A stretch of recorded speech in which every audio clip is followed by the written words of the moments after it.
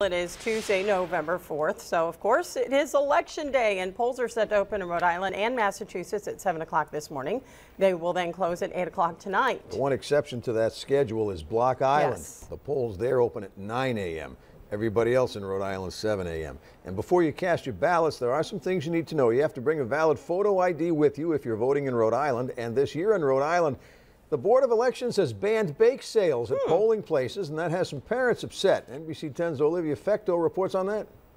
I laughed at him when he said it to me, and I said, this is a joke. Lisa Gibb is president of the PTO at an elementary school in Cranston and says she's floored to learn bake sales are being banned on Election Day. I have pictures of the cakes that my grandmother used to bake to raffle off at our elementary school bake sales. This has never been an issue before.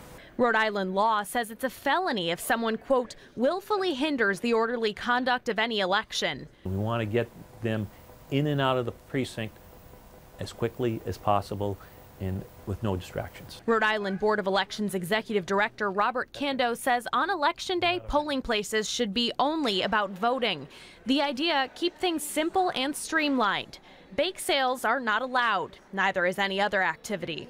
Other Election Day don'ts, taking photographs of a marked ballot or using a cell phone or recording device inside the precinct. Kando advises voters in Rhode Island to have their photo ID in hand and a list of the races and questions for which they're voting.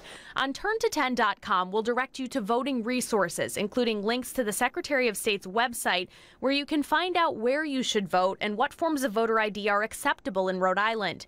In Massachusetts, no voter ID is required. Kando says being prepared is key to keeping things moving at the polls. When you go into the voting booth, please just mark the ballot and get out as quickly as possible. Olivia Fecto, NBC 10 News.